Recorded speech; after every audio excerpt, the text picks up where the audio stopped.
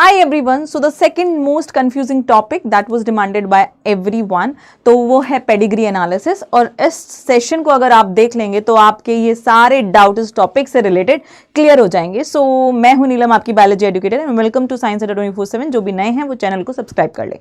Next, इस chapter में, इस टॉपिक में, चैप्टर है हमारा जेनेटिक्स, और इस टॉपिक में बच्चों को बहुत कंफ्यूजन आती है।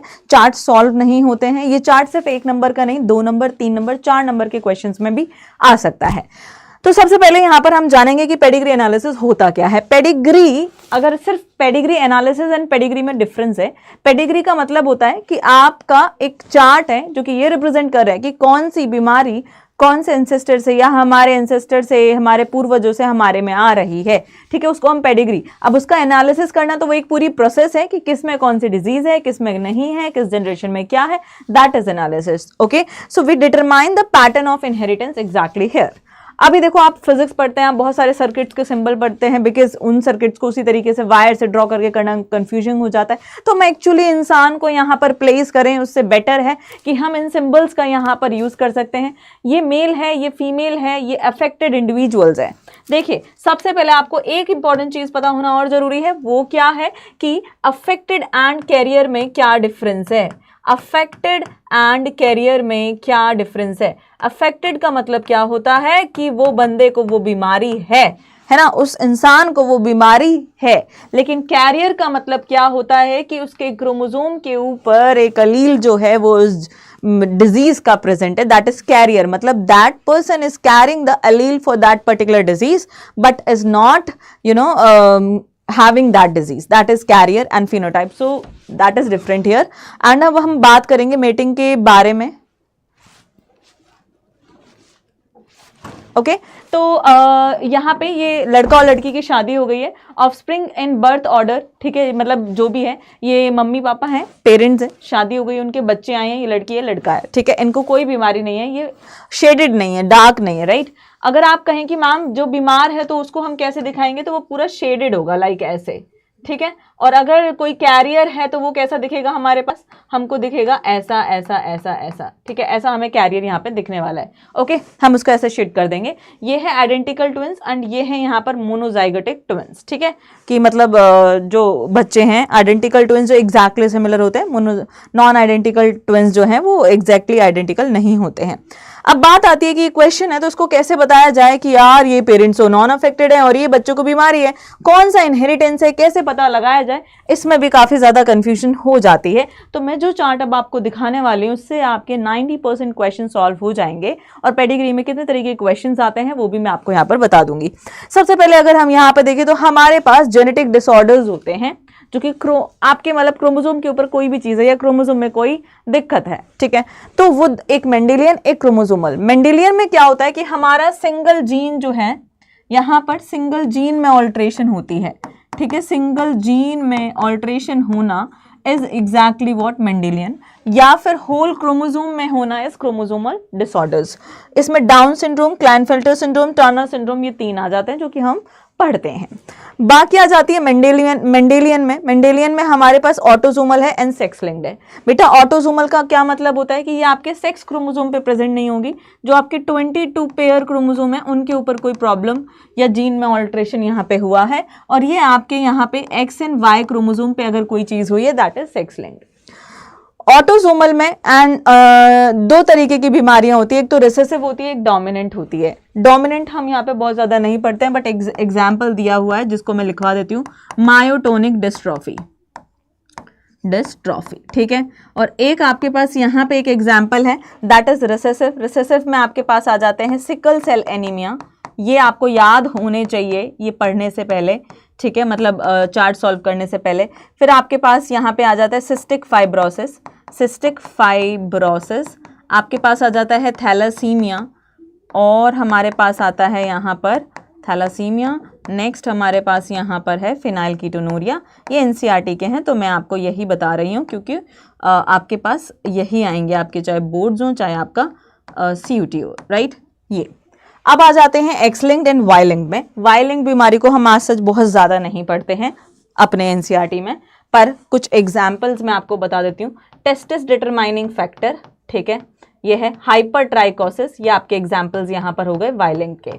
अब बात करेंगे कि हमारे पास एक्स लिंक्ड में कितने एग्जाम्पल हैं। एक्स क्रोमोसोम के अगर जीन का म्यूटेशन है दैट इज एक्स लिंक्ड बीमारी, वाई क्रोमोसोम के अगर म्यूटेशन है दैट इज वाई लिंक्ड बीमारी।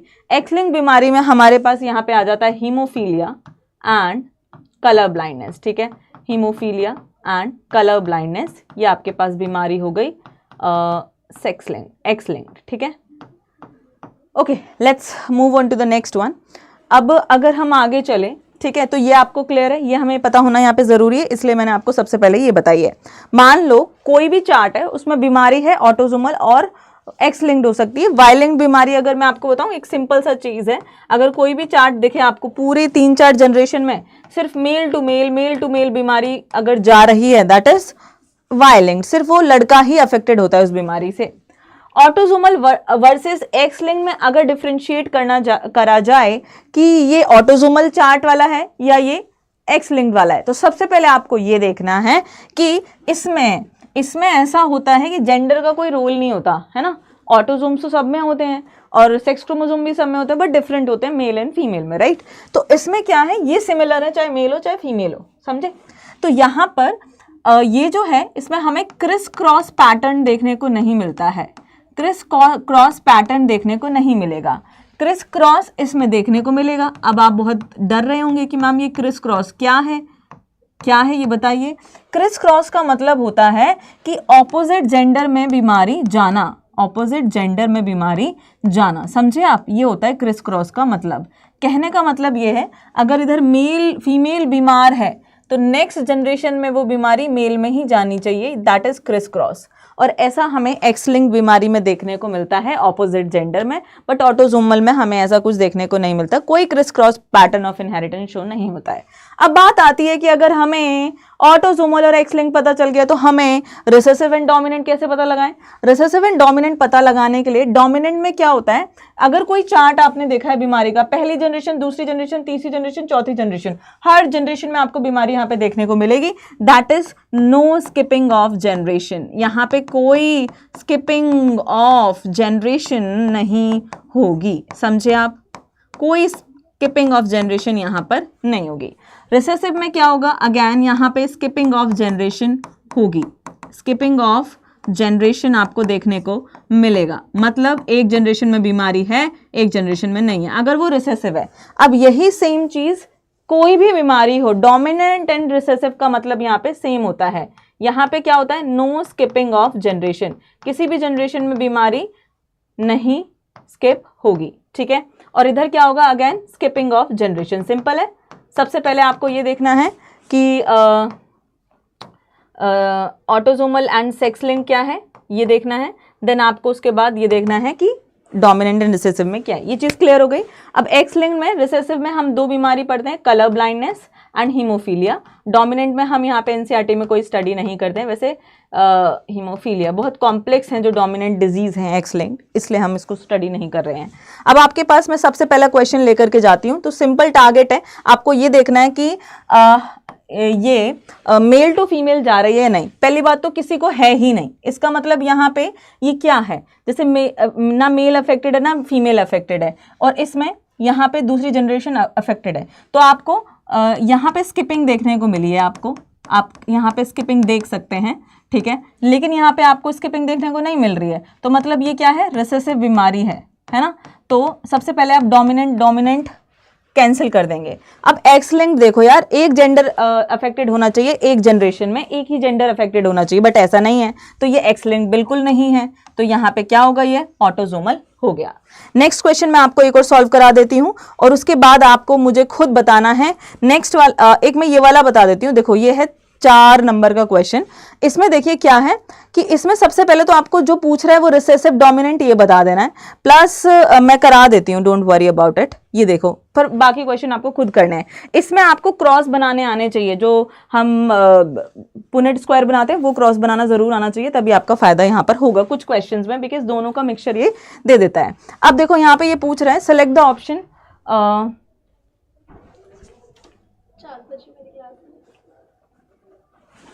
ठीक है। तो यहाँ पे देखो, यहाँ पे भी आपको जनरेशन स्किप हो रही है, स्किपिंग हो रही है, तो इधर ये देखिए कि इधर भी ये रिसेसिव हो गया है ना, स्किपिंग हो रही है, ये हमें समझ आ गया। आपको इस जनरेशन में देखने को मिली है बीमारी, इसमें भी देखने को बोल रही है, तो आप बोलोगे मैम क्या ये डोमिनेंट है? नहीं, आपको एक जनरेशन में स्किपिंग देखने को मिल गई है।